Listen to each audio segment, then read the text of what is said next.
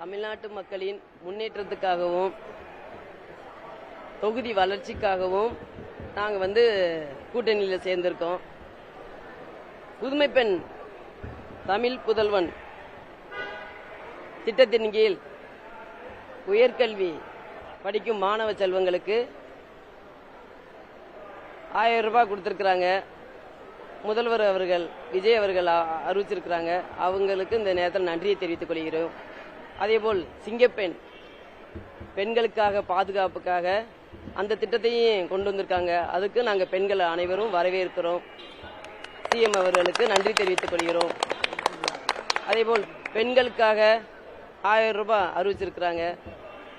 இதற்கு முன்னால் அரசு கொடுத்து கொண்டிருந்த அறிவிப்பை திரும்பவும் அறிவிச்சது எங்க பெண்கள் எல்லாருக்குமே பெருமையாகவும் மகிழ்ச்சியாகவும் இருக்குது.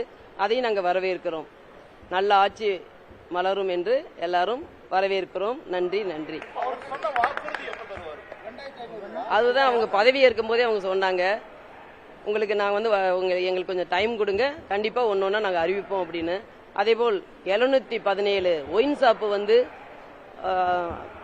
வழிபாட்டு தலங்களிலும் ஸ்கூலு காலேஜ் பக்கத்தில் இருக்கிறத 717 ஒயின் ஷாப்பை மூடி இருக்காங்க. அதே ஒரு பெரிய மகிழ்ச்சி தானே எல்லாருக்குமே. குடும்ப பெண்களுக்கெல்லாம் அது வரவேற்கத்தக்கது. எவ்வளவு பாதுகாப்பா அந்த வழிபாட்டு தலத்திலிருந்து எடுத்திருக்காங்க. அதே ஒரு எடுத்துக்காட்டாக நான் இந்த அரசு நடத்தி கொண்டு இருக்கிறாங்க. நாங்கள் அனைவருக்கும் நன்றி தெரிவித்துக் கொள்கிறேன். நன்றி, வணக்கம்.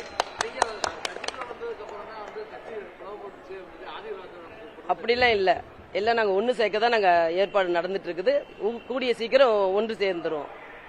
நாங்கள் கூட்டணி தான் சப்போர்ட் தான் நாங்கள் பண்ணியிருக்கோம். ஓகே, நன்றி நன்றி.